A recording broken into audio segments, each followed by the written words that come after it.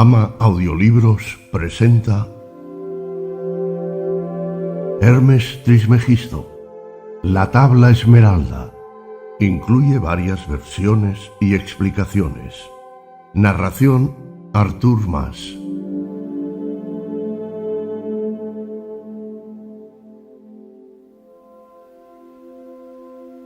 Introducción.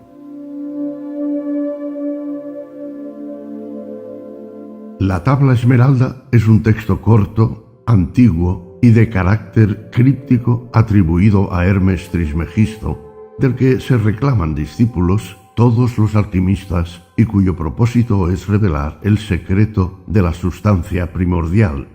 Estos encuentran en sus enseñanzas el resumen más conciso y más complejo del arte hermético.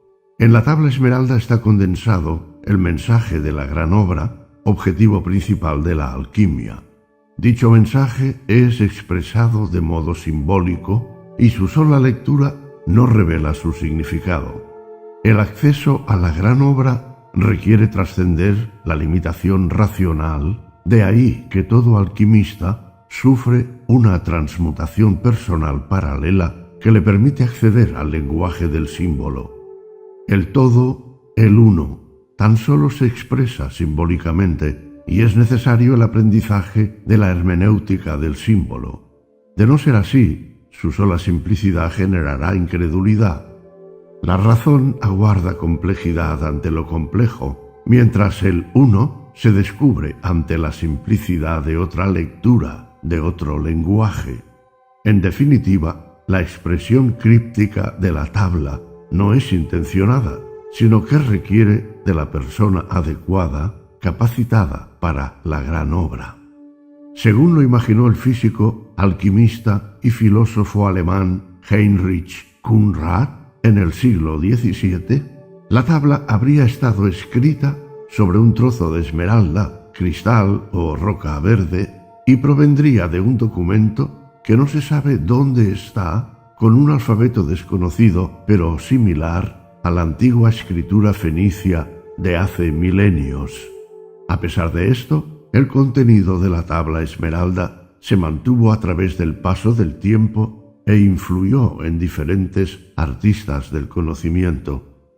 La autoría de la tabla es atribuida a Hermes Trismegisto, una legendaria combinación del dios griego Hermes y el dios egipcio Tot. Hermes, que significa 3 veces grande, sería el autor de varias obras alquímicas, ocultistas y teológicas. El italiano Marsilio Ficino opinó que el autor de la tabla fue el mejor filósofo, el mejor sacerdote y el mejor rey. Sin embargo, él explica que esto se debe a que posee 3 partes de la sabiduría: alquimia, astrología y teurgia. Esta teoría parte de una obra llamada El libro del secreto de la creación, que está escrito en árabe y latín y que el alquimista musulmán Al-Razi pensaba que había sido escrito durante el reino del califa Al-Ma'mún. También ha sido atribuida al místico pagano del siglo I, Apolonio de Tiana. Por otra parte, algunos místicos judíos piensan que la escribió Set, un hijo de Adán, que Noé la subió al arca y cuando terminó el diluvio la escondió en una cueva cerca de Hebrón.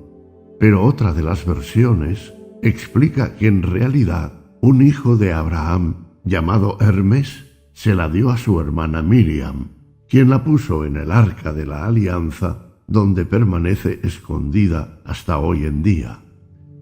Al igual que las doctrinas abrahámicas, judaísmo, cristianismo e islam sugieren la creencia en un único Dios, quienes creen que la tabla fue creada antes del Antiguo Testamento explican que la raíz de las doctrinas de esas 3 religiones están en los principios del hermetismo revelados en el texto. Por otro lado, algunas versiones argumentan que el autor de la tabla esmeralda fue un contemporáneo de Abraham y cabe destacar que tanto el judaísmo como el cristianismo y el islam comparten esta creencia.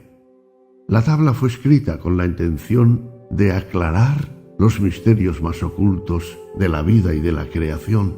Sin embargo, ha dejado los mismos, o todavía más interrogantes, a los que investigan y siguen esta doctrina. Aunque es muy conocida, la tabla fue vista por muy pocos.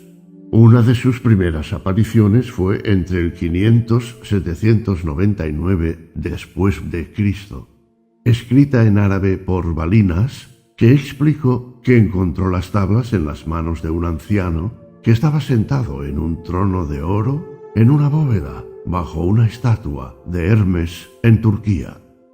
Destacadas personalidades como el físico y matemático Isaac Newton y el teólogo doctor de la Iglesia San Alberto Magno tradujeron la tabla esmeralda y la integraron a su cuerpo de trabajo. En consecuencia, la tabla ha influido en vastas esferas y el significado del texto de la tabla esmeralda ha sido, entre otras cosas, vinculado con la creación de la piedra filosofal y la opus magnum o gran obra de la alquimia.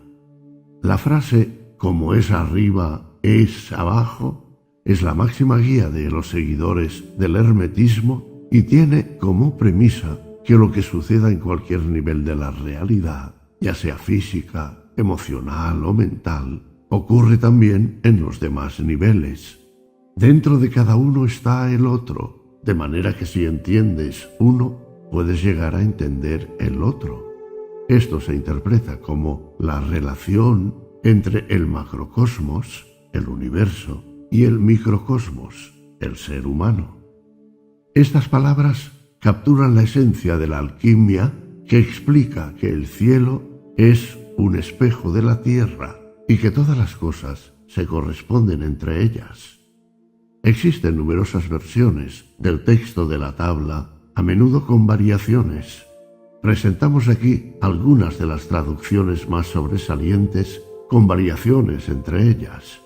Igual ocurre con muchos textos de los maestros.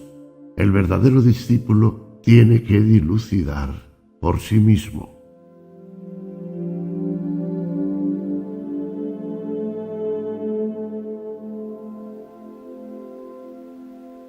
Capítulo 1.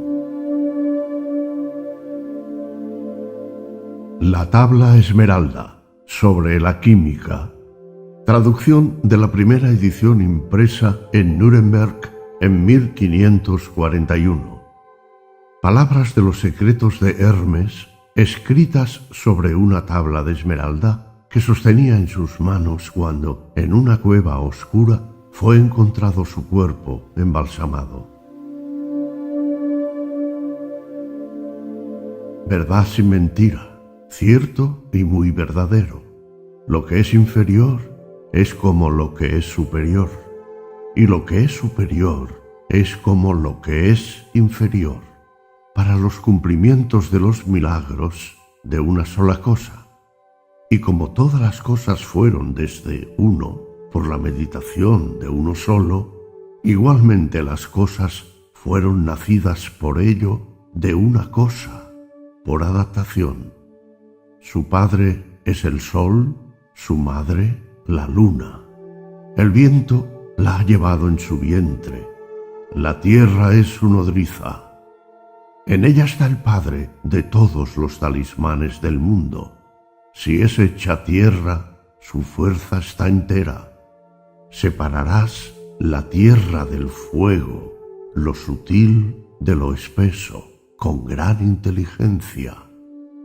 Él subió de la tierra al cielo, de nuevo descendió a la tierra y recibió la fuerza superior e inferior. Así tendrás la gloria del mundo entero. Por ello toda oscuridad se aleja a ti.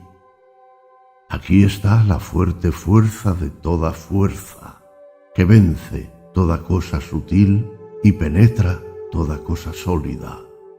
Así es creado el mundo. Tales son las admirables adaptaciones cuya manera está aquí. Por eso soy llamado Hermes Trismegisto, poseyendo las tres partes de la filosofía del mundo entero. Completo es lo que he dicho de la operación del Sol.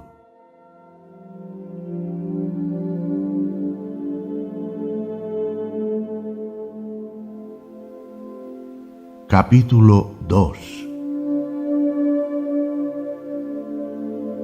La tabla esmeralda.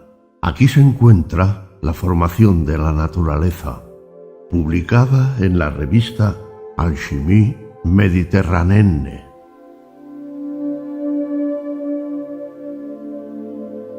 Es verdad, fuera de duda, cierto, auténtico, que lo superior viene de lo inferior y lo inferior de lo superior.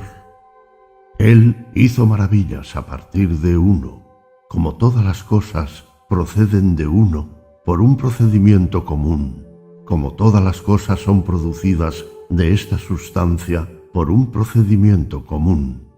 ¡Cuán maravillosa es su ciencia! Él es la cabeza del mundo, en el que su padre es el sol y su madre la luna.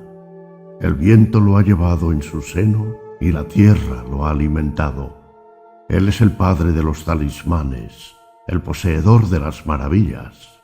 Sus facultades son perfectas. Él es el restaurador de las luces. La tierra se ha vuelto un fuego. Separa la tierra del fuego y él te iluminará. Lo sutil es más noble que lo grosero. Lentamente, suavemente, sube hacia el cielo, coge la luz y después vuelve a bajar a la tierra. En él está la facultad de lo superior y de lo inferior, pues en él hay la luz de las luces, y es por lo que las tinieblas le huyen. La fuerza del poderoso vence todas las cosas. Toda cosa sutil penetra toda cosa grosera. El microcosmos está formado como el macrocosmos. Esto es mi gloria, y por eso, por lo que soy llamado Hermes, 3 veces grande por la sabiduría.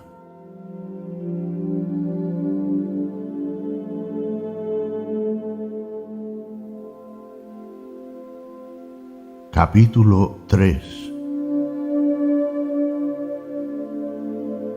La tabla esmeralda, publicada en la revista Alchemy en 1957. Es verdadero, sin falsedad alguna, cierto y muy cierto. Lo que está encima es igual a lo que está debajo, y lo que está debajo es igual a lo que está encima, para que se cumplan los milagros de una sola cosa. Y como quiera que todas las cosas lo fueron por la contemplación de una sola, así también todas las cosas surgieron de esta única cosa por un simple acto de adaptación. El padre de ello es el sol, la madre la luna. El viento lo llevaba en su seno y la tierra es su nodriza. Es el padre de todas las obras maravillosas a lo largo y ancho del mundo. El poder del mismo es perfecto. Si fuese arrojado a la tierra, separaría al elemento tierra del elemento fuego, lo sutil de lo grosero. Con gran sagacidad asciende suavemente desde la tierra al cielo, desciende de nuevo a la tierra y reúne en sí la fuerza de las cosas superiores y de las cosas inferiores. Así poseerás la gloria del brillo de todo el universo y toda oscuridad huirá lejos de ti. Esta cosa es la recia fortitud de toda fortaleza, ya que vence a toda cosa muy sutil y penetra en toda sustancia sólida. Es así como fue creado este mundo. Por consiguiente, se alcanzarán adaptaciones maravillosas, de las cuales esta es la clase. Por esta razón me llaman Hermes Trismegisto, porque poseo 3 partes de la sabiduría del mundo entero. Lo que tenía que decir sobre la operación del sol está consumado.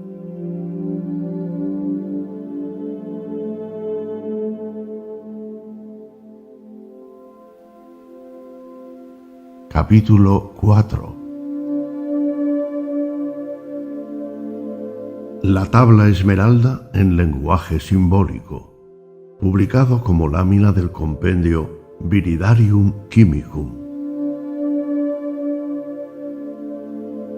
Es dicho por Hermes que lo superior ha de ser igualado a lo inferior si quieres hacer una obra maravillosa. Errantes en lo alto son movidos en el eje los planetas. Por su fruto metalífero, la tierra es semejante.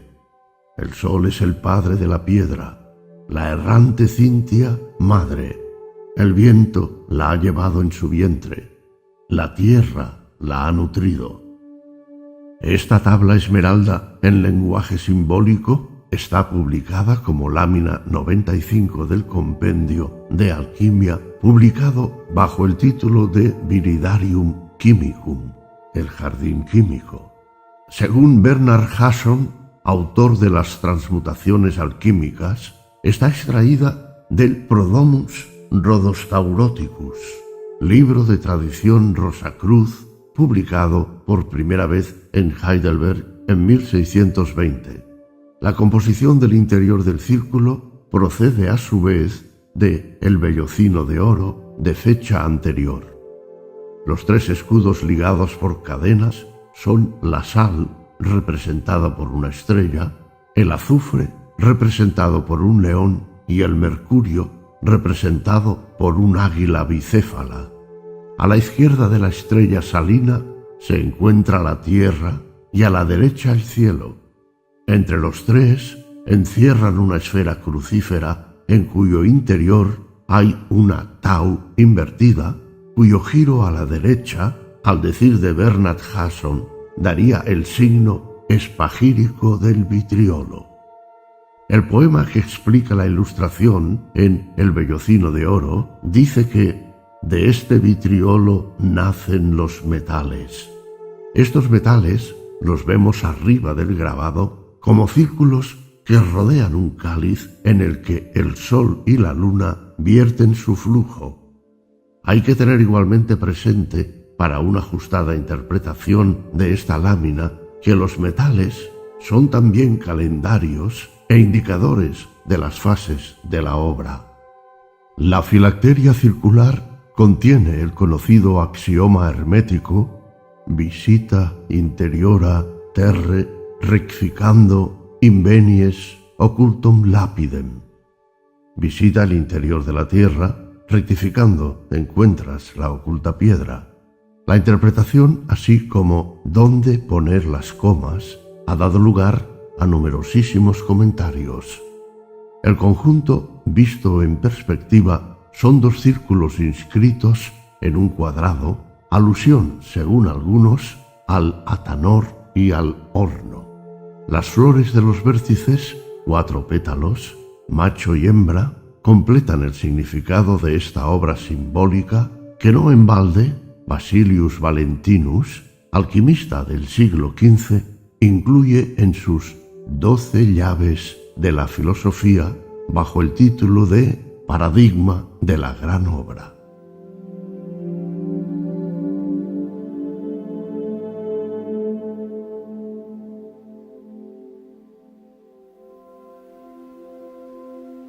Capítulo 5.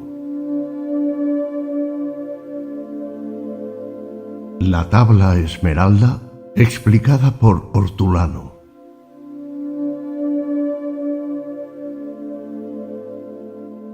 Prólogo.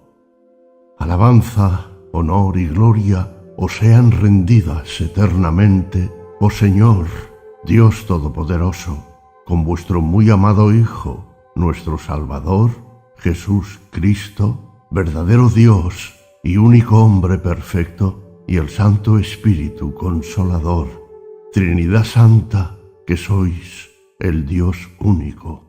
Os doy gracias porque habiendo conocido las cosas pasajeras de este mundo, enemigo nuestro, me habéis sacado de él por vuestra gran misericordia para que no fuese pervertido por sus engañadoras voluptuosidades, y porque he visto muchos de los que trabajan en este arte que no siguen el camino derecho, os suplico, oh Señor mío y mi Dios, que pueda alejar de este error, por la ciencia que me habéis dado, a mis muy queridos y bien amados, para que, habiendo conocido la verdad, puedan alabar vuestro santo nombre, que es eternamente bendito.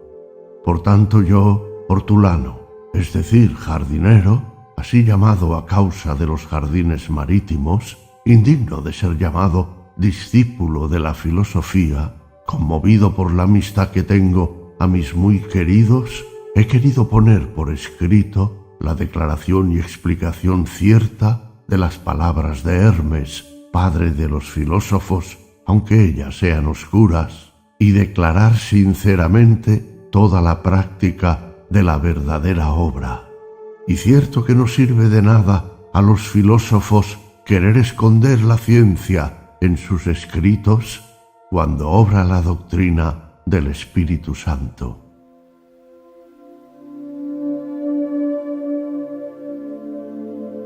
La tabla esmeralda, por Hortulano. Es verdad, sin mentira, cierto y muy verdadero, lo que está abajo es como lo que está arriba, y lo que está arriba es como lo que está abajo para hacer los milagros de una cosa. Y como todas las cosas han sido y son venidas de uno por la mediación de uno, así son nacidas todas las cosas de esta cosa única por adaptación. El sol es su padre y la luna es su madre. El viento la ha llevado en su vientre. La tierra es su nodriza, la cosa. El padre de todo el telema del mundo está aquí. Su fuerza y potencia está entera si es convertida y cambiada en tierra. Separarás la tierra del fuego, el sutil del espeso, suavemente, con gran industria. Sube de la tierra al cielo y directamente desciende a la tierra. Recibe la fuerza de las cosas superiores de las inferiores. Tendrás por este medio la gloria de todo el mundo y por eso toda oscuridad se irá de ti. Ello es la fuerza fuerte de toda fuerza, pues ella vencerá toda cosa sutil y penetrará toda cosa sólida. Así ha sido creado el mundo. De ello serán y saldrán admirables adaptaciones, de las cuales el medio está aquí. Es por lo que ha sido llamado Hermes Trismegisto, Mercurio, 3 veces grande, teniendo las 3 partes de la filosofía de todo el mundo. Lo que yo he dicho de la operación del Sol está acabado y llevado al último punto de perfección. Explicación de Hortulano. 1. El arte de alquimia es verdadero y cierto. El filósofo dice, es verdad, a saber, que el arte de alquimia nos ha sido dado. Sin mentira, dice eso para convencer a los que dicen que la ciencia es embustera, es decir, falsa. Cierto, es decir, experimentado, pues todo lo que es experimentado es muy cierto y muy verdadero, pues el muy verdadero sol es procreado por el arte. Dice muy verdadero en superlativo, porque el sol, engendrado por este arte, sobrepasa a todo sol natural en todas las propiedades, tanto medicinales como otras. 2. La piedra debe ser dividida en 2 partes. A continuación, toca la operación de la piedra diciendo que lo que está abajo es como lo que está arriba. Dice eso porque la piedra está dividida por el magisterio en 2 partes principales, a saber, en la parte superior, que sube arriba, y en la parte inferior, que queda abajo, fija y clara. Y sin embargo, estas 2 partes son acordes en virtud, es por lo que dice, y lo que está arriba es como lo que está abajo.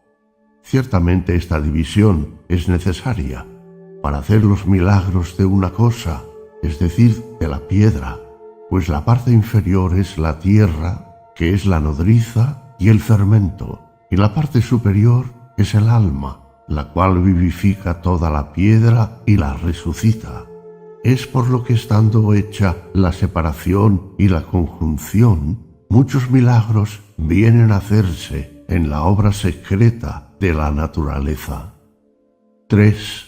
La piedra tiene en sí los 4 elementos, y como todas las cosas han sido y son venidas de uno por la mediación de uno. Aquí da un ejemplo diciendo, como todas las cosas han sido y son salidas de uno, a saber, de un globo confuso o de una masa confusa por la mediación, es decir, por el pensamiento y creación de uno, es decir, de Dios Todopoderoso. Así son nacidas todas las cosas, es decir, son salidas de esta cosa única, es decir, de una masa confusa, por adaptación, es decir, por el solo mando y milagro de Dios. Así nuestra piedra es creada y salida de una masa confusa, conteniendo en sí todos los elementos, la cual ha sido creada por Dios y por su milagro. Nuestra piedra ha salido y nacido de él. 4. La piedra tiene padre y madre, que son el sol y la luna. Como vemos que un animal engendra naturalmente varios otros animales parecidos a él, así el sol engendra artificialmente el sol por la virtud de la multiplicación de la piedra.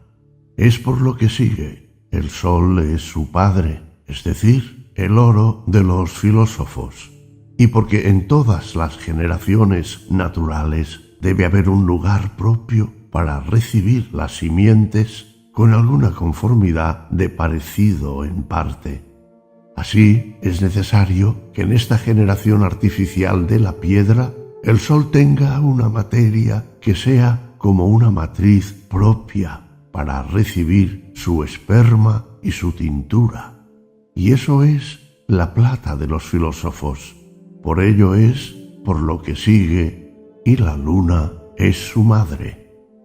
5. La conjunción de las partes es la concepción y la generación de la piedra.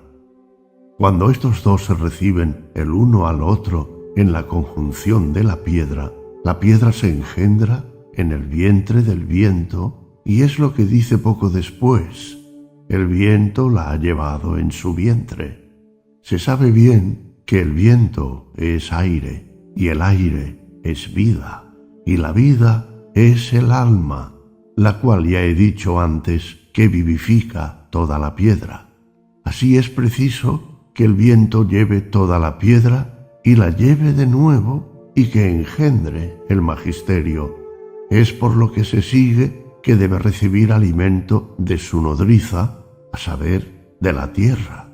Así el filósofo dice, la tierra es su nodriza, pues al igual que el niño no llegaría nunca a crecer sin el alimento que recibe de su nodriza, de la misma manera nuestra piedra no llegaría nunca a efecto sin la fermentación de la tierra. Y el fermento es llamado alimento. De tal suerte se engendra de un padre con la conjunción de su madre la cosa, es decir, los hijos parecidos a los padres, los cuales, si la cocción no es larga, serán hechos parecidos a la madre y retendrán el peso del padre. 6.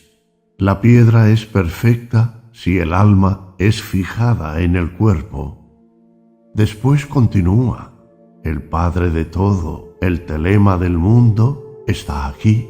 Es decir, en la obra de la piedra hay una vía final, y observad que el filósofo llama a la operación el Padre de todo el telema.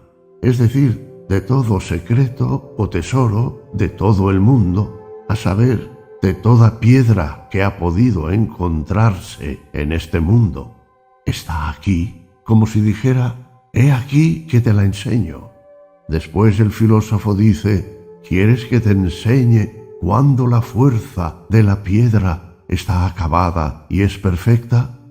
Ello ocurrirá cuando sea convertida y cambiada en su tierra.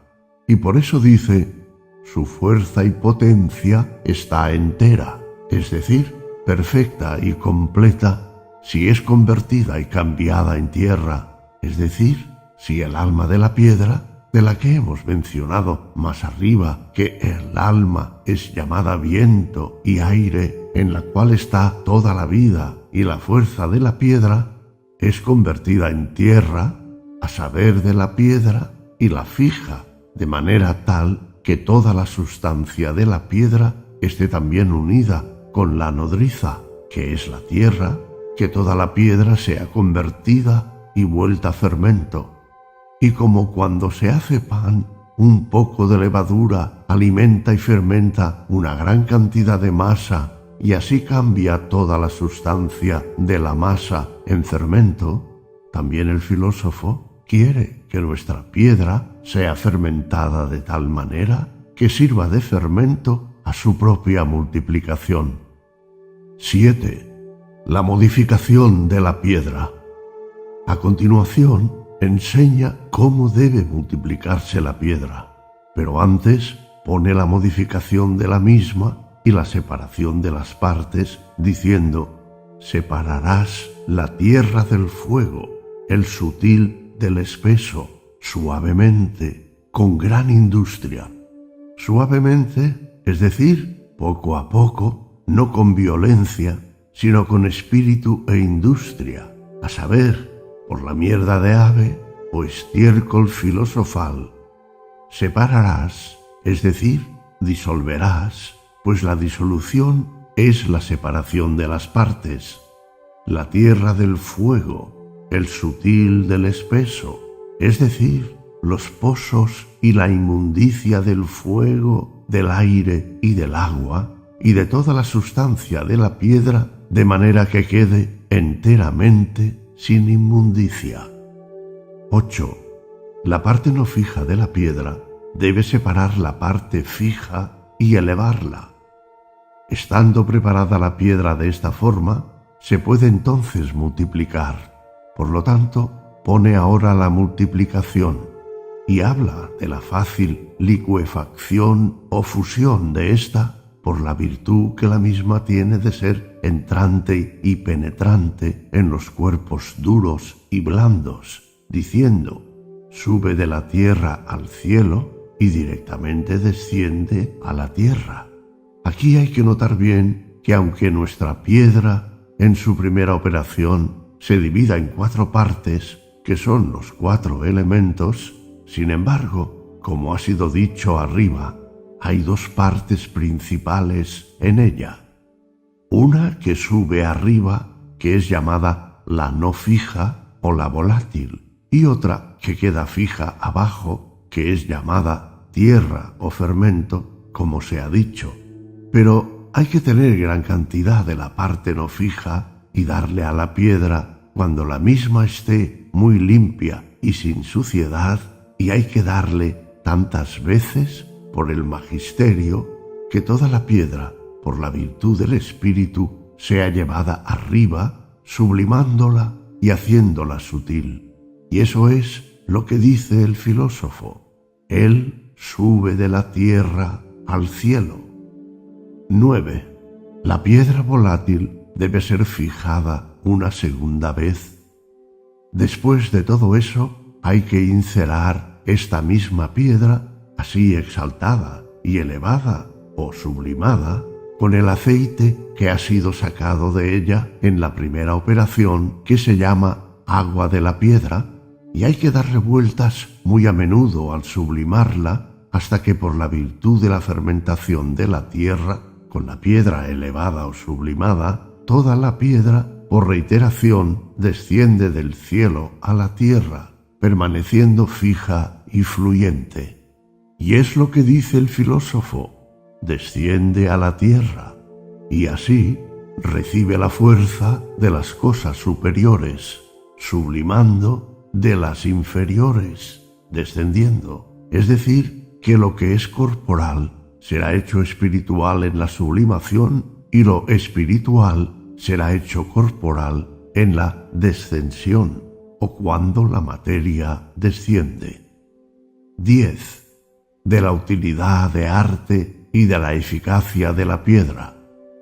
Tendrás por este medio la gloria de todo el mundo, es decir, por esta piedra así compuesta poseerás la gloria de todo el mundo, y por eso toda oscuridad se irá de ti, es decir, toda pobreza y enfermedad. Ello es la fuerza fuerte de toda fuerza, pues no hay ninguna comparación de las otras fuerzas de este mundo con la fuerza de esta piedra, pues ella vencerá toda cosa sutil y penetrará toda cosa sólida. Vencerá, es decir, venciendo y subiendo, cambiará y convertirá el mercurio vivo, congelándolo, el que es sutil y blando, y penetrará los otros metales, que son cuerpos duros, sólidos y firmes. 11. El magisterio imita la creación del universo. El filósofo da a continuación un ejemplo de la composición de la piedra, diciendo: así ha sido creado el mundo. Es decir, que nuestra piedra está hecha de la misma manera como ha sido creado el mundo, pues las primeras cosas de todo el mundo, todo lo que ha sido en el mundo, ha sido primero una masa confusa y un caos sin orden, como ha sido dicho arriba, y después, por el artificio del soberano creador, esta masa confusa, habiendo sido admirablemente separada y rectificada, ha sido dividida en 4 elementos, y a causa de esta separación se hacen diversas y diferentes cosas. Así también se pueden hacer diversas y diferentes cosas por la producción y disposición de nuestra obra, y ello por la separación de los diversos elementos de los diversos cuerpos. De ellos serán y saldrán admirables adaptaciones, es decir, si separas los elementos se harán admirables, composiciones propias a nuestra obra en la composición de nuestra piedra por la conjunción de los elementos rectificados, de las cuales, es decir, de cuyas cosas admirables propias para ello, el medio, saber proceder a ello, está aquí. 12. Declaración enigmática de la materia de la piedra. Es por lo que ha sido llamado Hermes Trismegisto, es decir, Mercurio 3 veces grande. Después que el filósofo ha enseñado la composición de la piedra, muestra aquí encubiertamente de qué se hace nuestra piedra, nombrándose a sí mismo. Primero, para que los discípulos que lleguen a esta ciencia se acuerden siempre de su nombre, pero sin embargo toca de que está hecha la piedra, diciendo a continuación, teniendo las 3 partes de la filosofía de todo el mundo, porque todo lo que es en el mundo, teniendo materia y forma, está compuesto de los 4 elementos. Aunque en el mundo haya una infinidad de cosas que lo componen y que son las partes, el filósofo, sin embargo, las divide y las reduce todas a 3 partes, a saber, a la parte mineral, vegetal y animal, de todas las cuales, juntas o por separado, ha tenido la verdadera ciencia en la operación del sol o composición de la piedra.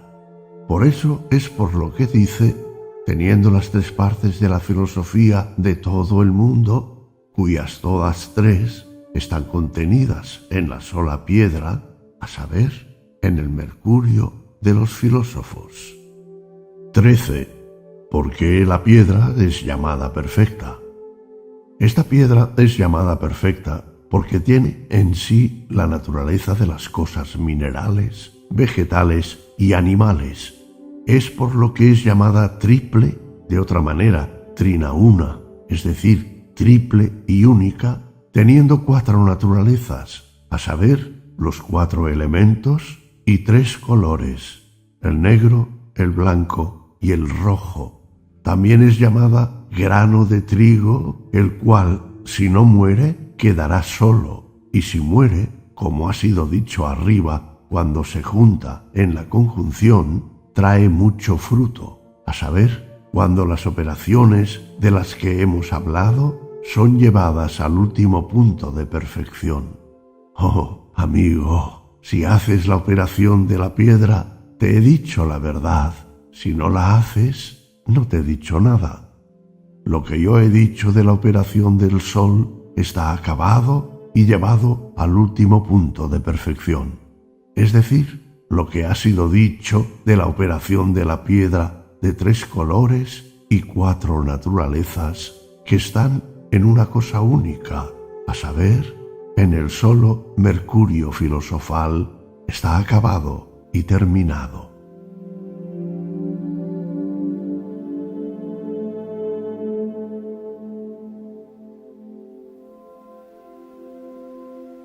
Capítulo 6.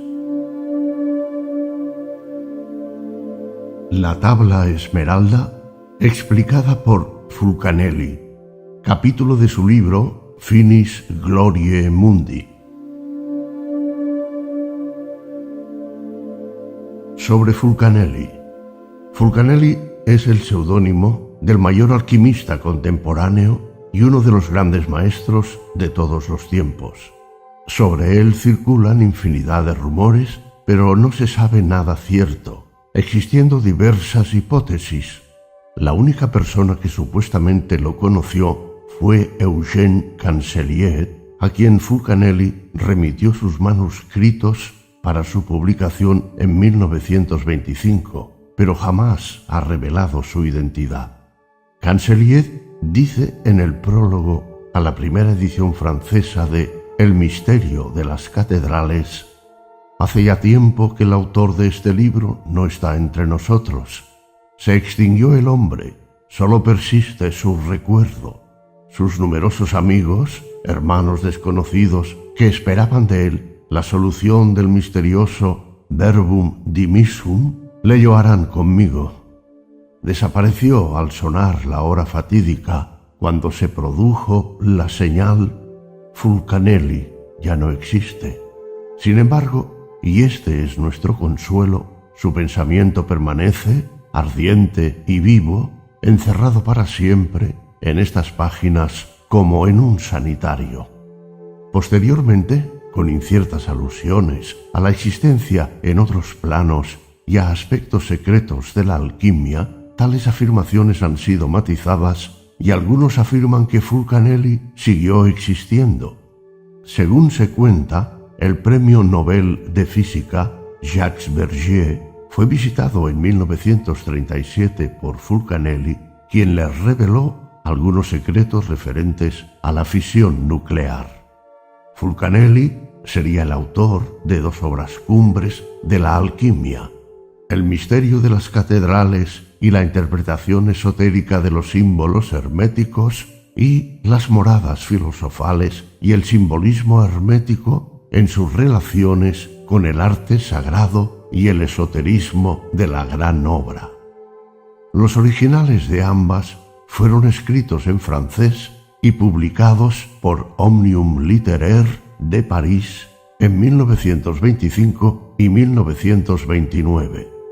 En julio de 1999, Jacques Daré publicó íntegramente Finis Gloriae Mundi, inspirada en la sinopsis de la obra titulada Revelaciones alquimistas sobre la fin del mundo, publicada a finales de los años 70 por Jean Laplace, aunque la veracidad del mismo fue puesta en duda por el mundo alquímico de la época. El autor tuvo razones, expuestas en el libro, para abandonar el silencio. No es costumbre que un adepto vuelva a coger la pluma después de haber franqueado su propia transmutación, y solo razones imperiosas que ponen en juego el destino de la humanidad entera, han podido convencernos para que rompamos esta regla habitualmente inquebrantable y abandonemos el manto de silencio con el que se cubre quien pasa por las ascuas del Fénix. Tras esta fugaz aparición, se despide y se retira de nuevo al silencio. Este libro, escrito desde la urgencia, será el último que firmará Fulcanelli. Podamos tras eso, habiendo cumplido el deber que nos incumbe, volver a entrar en el silencio del adepto y no obrar más que según las vías que requiere este estado. En Finis Gloriae Mundi se dan indicaciones precisas sobre el modus operandi en general y en especial se desvelan arcanos del ars brevis, lo que nunca se había hecho, a quienes intentan aproximarse al adeptado.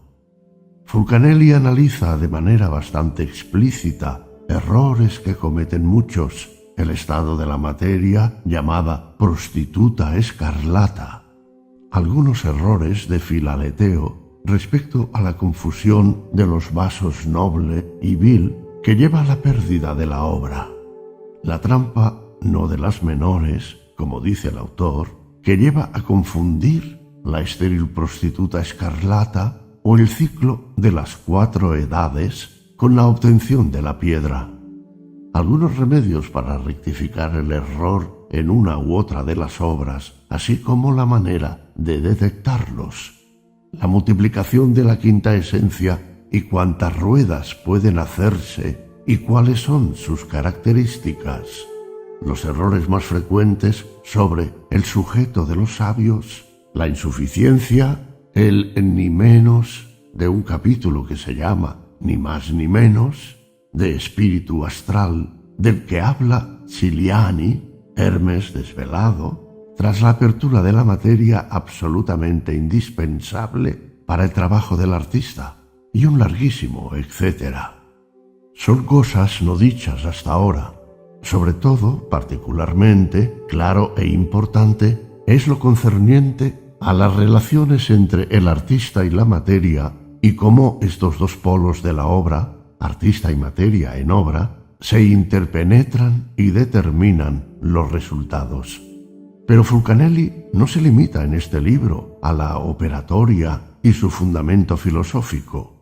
Las teorías físicas del campo unitario, lo que está abajo es como lo que está arriba, la fisión nuclear, el Sol es su padre, los viajes de los cosmonautas a la Luna es su madre, el control de los climas y la manipulación de la opinión pública, el viento lo ha llevado en su vientre, la ingeniería genética, la tierra es su nodriza, la clonación de seres, su fuerza está entera si es convertido en tierra. Fusión y fisión nuclear, separarás la tierra del fuego.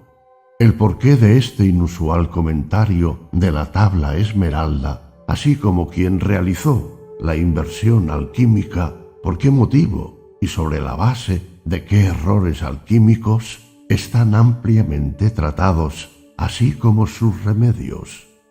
También trata, siempre sobre base alquímica, del fin de los tiempos, de la interpretación mecánica de lo que se ha dado en llamar las 4 edades del mundo, particularmente de la de los discípulos de René Guénon y de cómo, al igual que en el crisol, ni estos ciclos ni el fin de los tiempos son irreversibles hasta que el ángel toque su trompeta, así como también explica por qué son inútiles los intentos de inversión alquímica cuyos resultados son la desastrosa sociedad que vivimos hoy, en el capítulo Las resistencias de la materia. También hace afirmaciones sorprendentes en el capítulo El secreto de los filósofos, como por ejemplo, en revistas de divulgación hemos visto descripciones de nuestros pequeños particulares e incluso alguna fase de la obra. En tal situación ya no es útil usar un lenguaje simbólico, tanto menos cuanto que el uso perverso, cuya tentación temían los filósofos, ha llegado a ser un juego diario de las potencias militares y de sus servicios especiales. Finis Gloriae Mundi, junto con el misterio de las catedrales y las moradas filosofales, es la trilogía de Fulcanelli que conforma una de las obras alquímicas más importante de todos los tiempos. Reproducimos a continuación el capítulo de dicho libro que lleva por título La Tabla Esmeralda, que, aunque inusual y más sorprendente todavía, separado del contexto del libro, cuyo tema podríamos designar muy brumosamente con el nombre de Alquimia Social, creemos de estudio y difusión.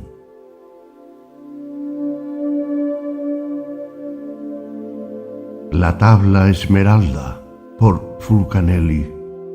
Es verdad, sin mentira, cierto y muy verdadero. Lo que está abajo es como lo que está arriba, y lo que está arriba es como lo que está abajo. Por estas cosas se hacen los milagros de una sola cosa. Y como todas las cosas son y provienen de uno por la mediación de uno, así todas las cosas son y provienen de esta cosa única por adaptación. El sol es su padre y la luna su madre.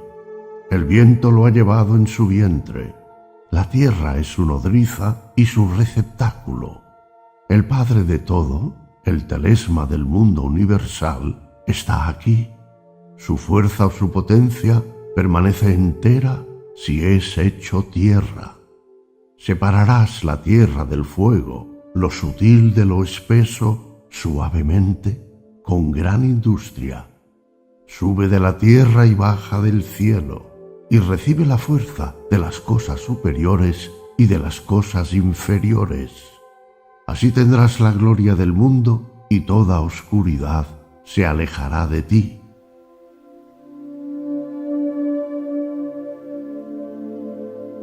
Explicación de Fulcanelli.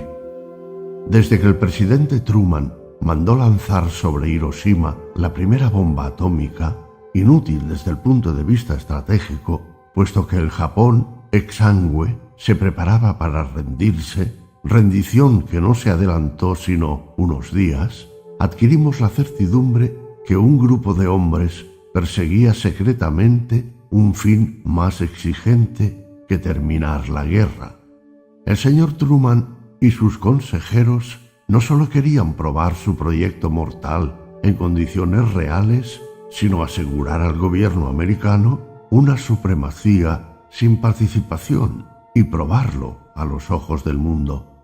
No comprendimos el alcance exacto de su proyecto, que podía pasar entonces por la ambición de una nueva Roma en el Imperio Occidental. A lo largo de los decenios siguientes, todo el plan se volvió claro a nuestros ojos, pues se inspiraba estrechamente en el más corto y esencial de los escritos alquímicos, la Tabla Esmeralda. Releamos, por lo tanto, este texto mayor para comentar las adaptaciones hechas en ella con el fin de gobernar orientadamente a las sociedades y para el desarrollo de las ciencias. Es verdad, sin mentira, cierto y muy verdadero. Lo que está abajo es como lo que está arriba, y lo que está arriba es como lo que está abajo. Por estas cosas se hacen los milagros de una sola cosa. Y como todas las cosas son y provienen de uno, por la mediación de uno, así todas las cosas son y provienen de esta cosa única por adaptación. La unidad, sustrato de toda cosa, fue presentida desde la antigüedad por los filósofos hindús y griegos, como lo atestiguan los Upanishad y el poema de Parménides. El sentido profundo de estos textos ha sido desarrollado en numerosos comentarios, y no insistiremos en ello. Los físicos que conocimos antes de la guerra le daban el nombre de campo unitario y desesperaban encontrarlo mediante sus cálculos y comprender sus efectos. Por nuestra parte, ni alentamos ni desalentamos sus esfuerzos en este sentido. Varios de estos sabios, conscientes de las amenazas que hacían pesar sobre el mundo las convulsiones de Alemania y la cristalización de fuerzas oscuras, soñaban entonces en uniformar las sociedades humanas en una misma civilización pacífica que fuera como el reflejo del campo unitario de la materia. Eran, ya lo hemos dicho, niños deslumbrados por la luz del umbral, ignorantes de los peligros y desbordantes de entusiasmo.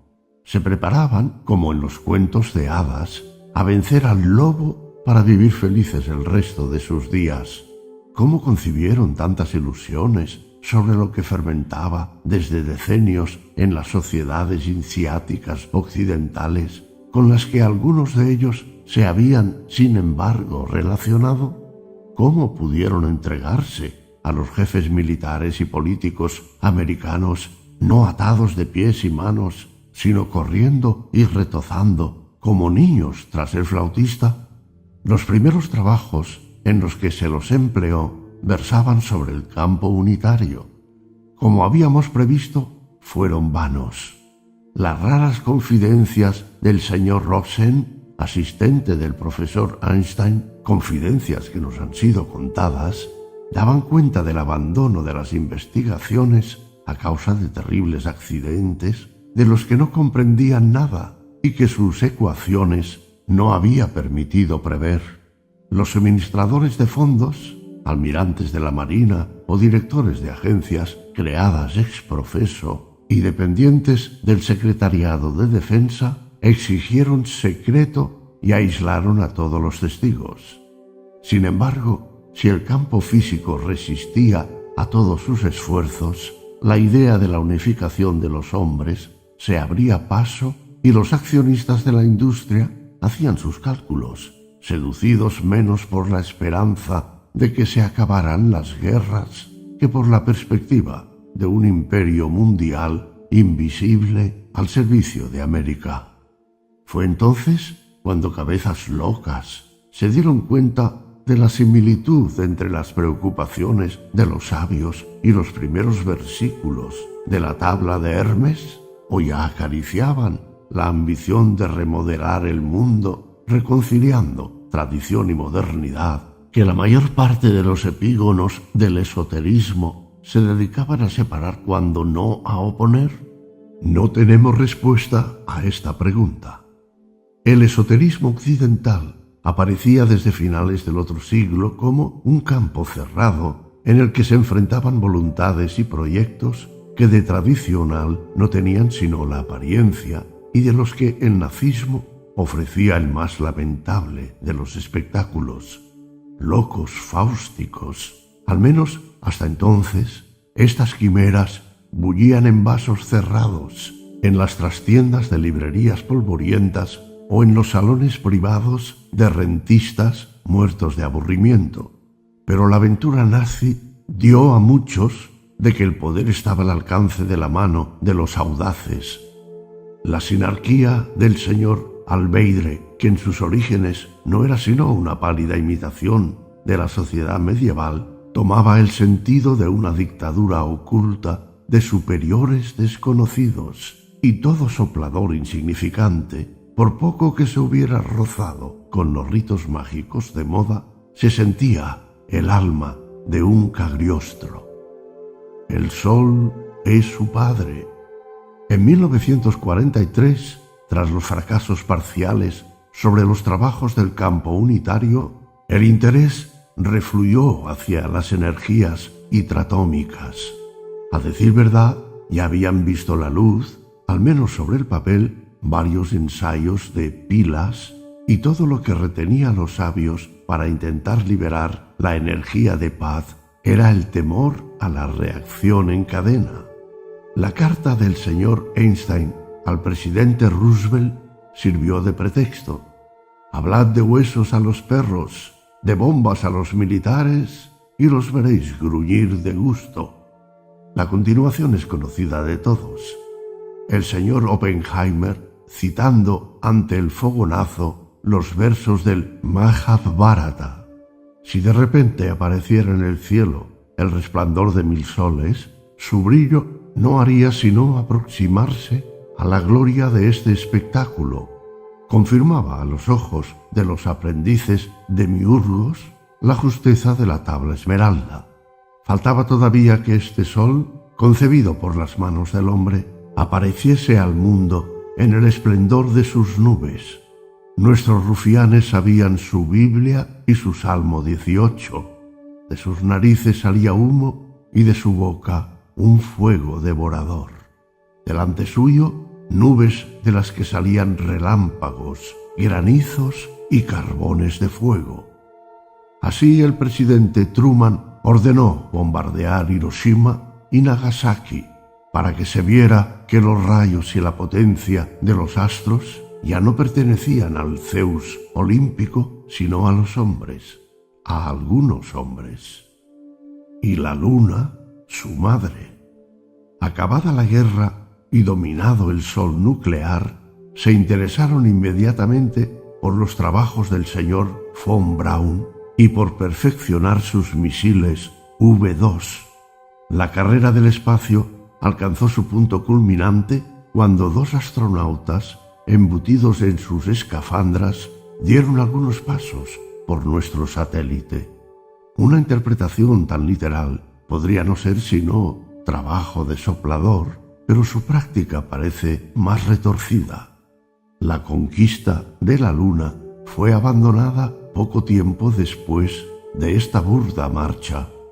Sin duda no esperaban de ella sino una huella simbólica en el alma de las masas.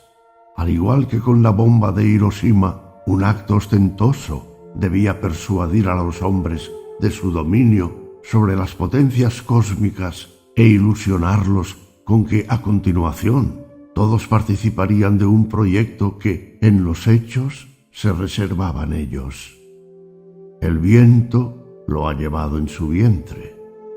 Del viento, al igual que con la luna, hicieron una lectura literal y se dedicaron a continuación a controlar los climas reteniendo las masas de aire mediante muros de ondas, levantados sobre continentes enteros, análogos al confinamiento magnético de los flujos de partículas en los grandes aceleradores.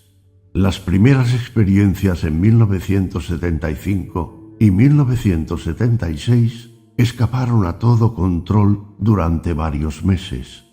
Las segundas, en 1983, tuvieron mejores resultados, pero no se levantó su secreto, aunque circularon rumores en las universidades.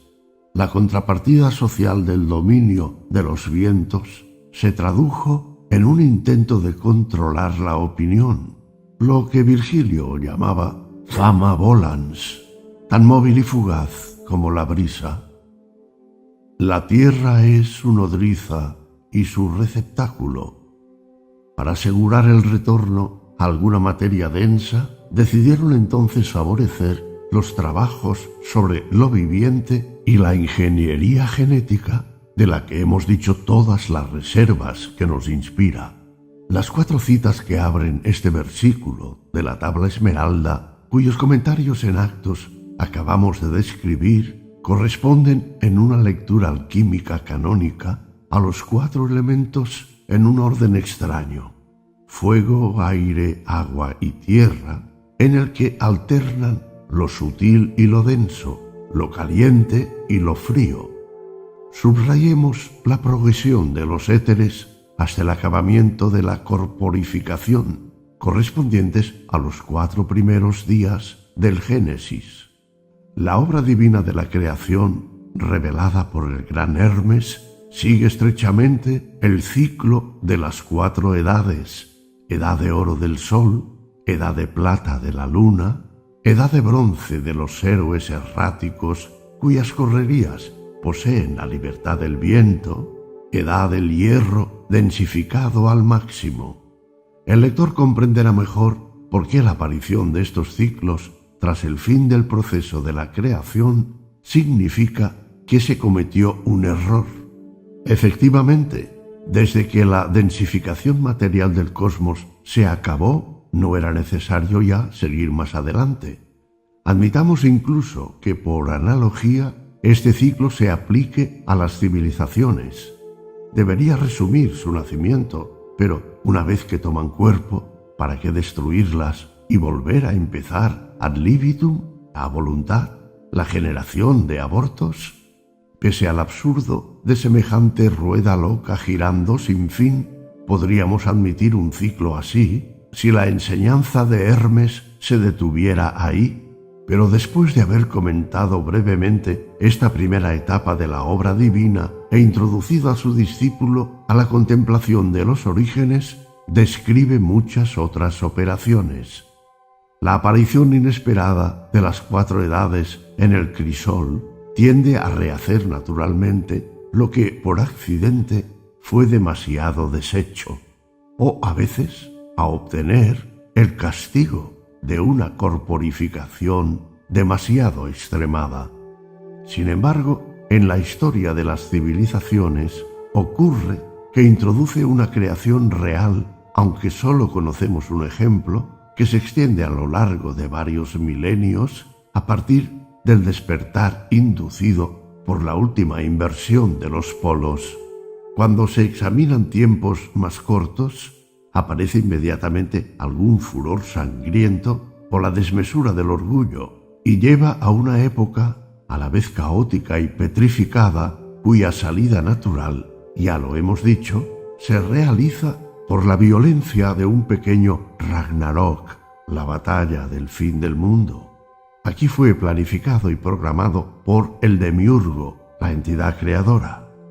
Pervertidos que parecen haber comprendido su sentido primero y pretendían imponer al mundo, fuera del tiempo marcado por el Creador, una recreación de la civilización análoga a la revolución neolítica. Ningún alquimista ha intentado en su crisol una parecida inducción forzada, al menos ninguno habla de ella, y nos parece razonable pensar que no conducirá a un mundo nuevo, sino al desorden acostumbrado.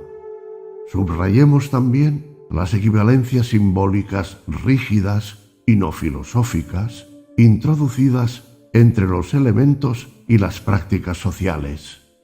Al fuego corresponde la energía del átomo, al agua lunar la conquista espacial asimilada a una navegación, al aire los climas y la opinión, a la tierra los seres vivos. Nada de esta clasificación habría sido admitida por los antiguos porque distribuye elementos heteróclitos, anómalos, raros, bastante arbitrariamente, pero la encontramos hasta en las metáforas populares o entre los novelistas. En cualquier caso, es sofística, sabiduría, como hubiesen proclamado con nosotros los antiguos maestros. El Padre de todo, el telesma del mundo universal, está aquí. Su fuerza o su potencia permanece entera si es hecho tierra. Con estas frases, Hermes Trismegisto resume y comenta el estado de la creación acabada, pero nuestros demiurgos lo han entendido no como el reposo del séptimo día, sino como una instrucción para continuar su obra, y puesto de lo que se trataba era de convertir en tierra, han aplicado su fuerza a hacer aparecer seres inexistentes hasta entonces, nuevos virus en biología, cuerpos superpesados en física, ya que, por ventura, su arte no les permite suscitar especies más allá del primer grado estructural de corporización. Las bacterias o las plantas transgénicas no son sino organismos modificados, no criaturas inéditas. Separarás la tierra del fuego, lo sutil de lo espeso, suavemente, con gran industria. Tanta es la claridad de esta frase para un alquimista como fue la dificultad que tuvimos para comprender cómo la interpretaban ellos para sus propios fines. Separar lo sutil de lo espeso encontraba un sentido en teoría de la información, con la distinción entre hard, espeso, y soft, sutil. En lo que respecta a la tierra y al fuego, se trataba de aislar la biología de la física, de oponer las dos técnicas de manipulación del átomo, la fisión de los elementos pesados que sirven para producir la energía doméstica y la fusión analógon del fuego estelar, reservada para la bomba H. Esta última solución explicaría por qué las investigaciones sobre la fusión controlada fueron desalentadas sistemáticamente, aunque no fuera sino negando a los investigadores los subsidios y los laboratorios necesarios para su puesta a punto. Una tal desafección carece de sentido económico. El hidrógeno abunda en la naturaleza, mientras que el uranio no se encuentra sino en escasas minas y exige costosísimos procesos de extracción. Tampoco se justifica por los riesgos arrastrados, pues la fisión produce desechos mortales que hay inmediatamente que depositar, vigilar o volver a transformar. La aberración de esta política no ha dejado de sorprender a numerosos sabios, a los que siempre se les negó una explicación creíble. Sube de la tierra y baja del cielo y recibe la fuerza de las cosas superiores y de las cosas inferiores. Quien quiera que se haya inclinado sobre los escritos alquímicos, comprenderá que el pasaje describe la ascensión del águila, de la que nosotros mismos hemos hablado varias veces. Ahora bien, el águila figura en el escudo de los Estados Unidos y desde la caída de los imperios de Europa es incluso la única potencia que todavía la lleva. Exotéricamente es la sucesión de logros ostentosos destinados a fijar en el alma de los pueblos estrechas alegorías a guisa de símbolos. La construcción de la lanzadera espacial y sus idas y venidas públicas responderían a las exigencias de su ilusorio programa. De manera más secreta, vemos aquí y allá intentos por aliar la tecnología más material a operaciones mágicas confundidas con el cielo espiritual. Ya no se contenta con dirigir la opinión mediante la prensa o la televisión. Tratan de penetrar los cerebros mediante ondas para ordenar los pensamientos más íntimos, como si cada ser humano no fuera sino una acotación de limaduras de hierro entre los polos del imán. Así tendrás la gloria del mundo y toda oscuridad se alejará de ti. No despreciemos nunca a estos maestros ocultos de la alquimia fáustica. A imitación de los sabios, trabajan en este mundo, pero no por él, ni siquiera con él. Si buscaran la gloria en el sentido ordinario del término, no se cubrirían con un velo de secreto casi totalmente opaco, poco propicio a exaltar las vanidades. La gloria, entre los antiguos, no es sino una energía de luz a la que los magos persas llamaban Esvarna, la misma que manifestó Cristo durante su transfiguración.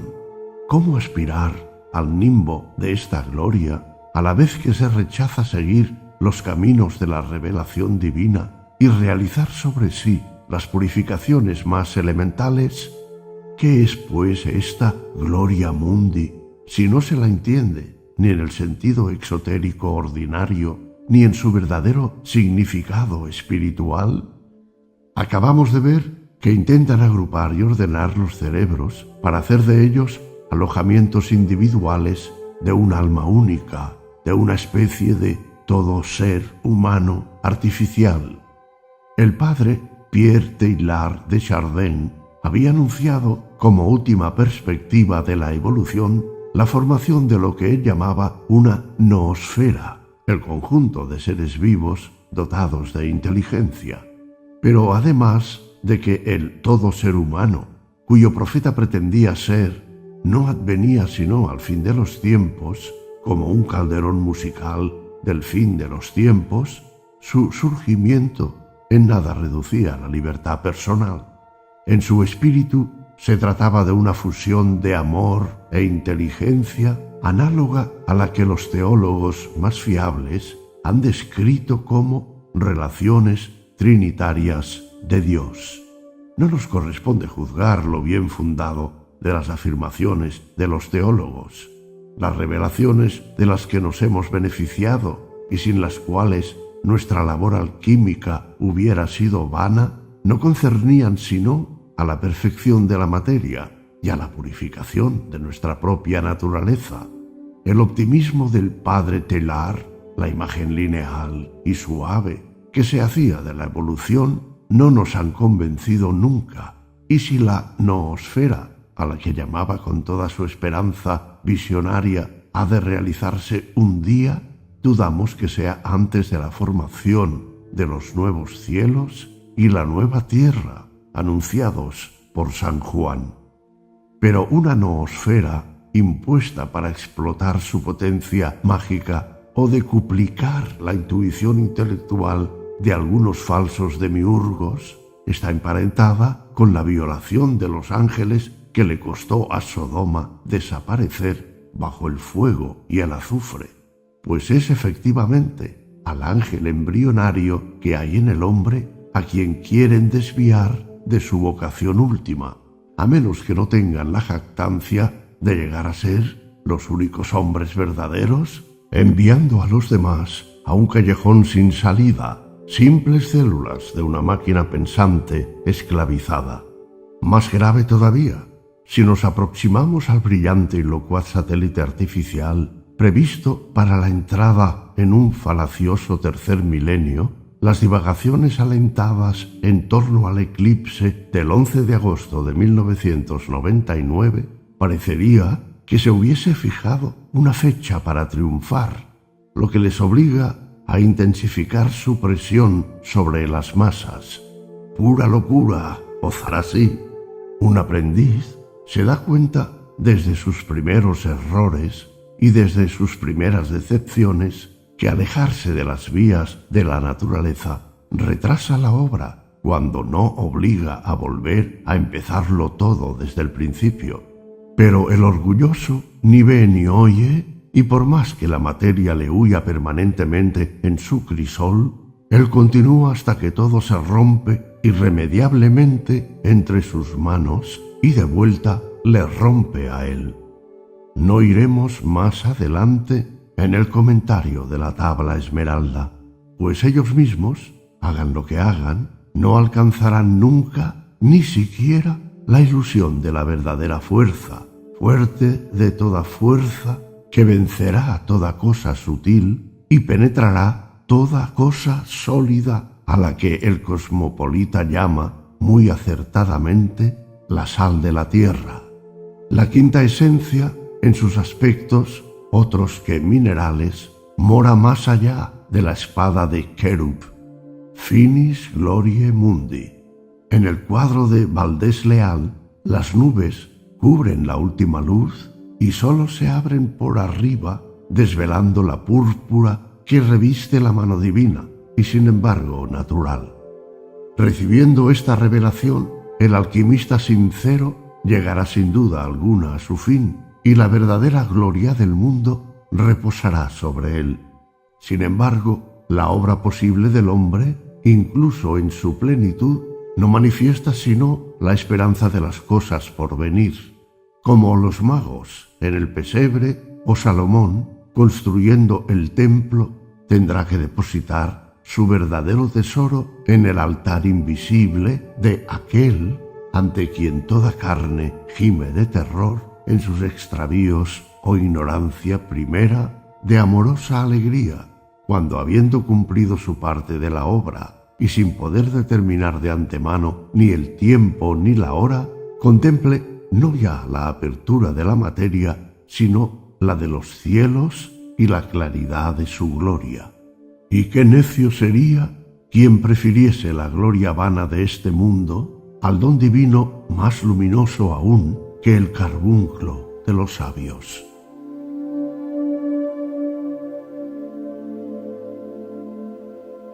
fin, has escuchado La Tabla Esmeralda de Hermes Trismegisto, una producción de Ama Audiolibros. Si quieres recibir todas nuestras novedades, suscríbete a nuestro canal de YouTube, Ama Audiolibros, y recuerda marcar la campana de notificaciones. Puedes colaborar al mantenimiento y desarrollo de Ama Audiolibros realizando aportaciones económicas a nuestra cuenta de PayPal en esta dirección web: www.paypal.me/Ama Audiolibros.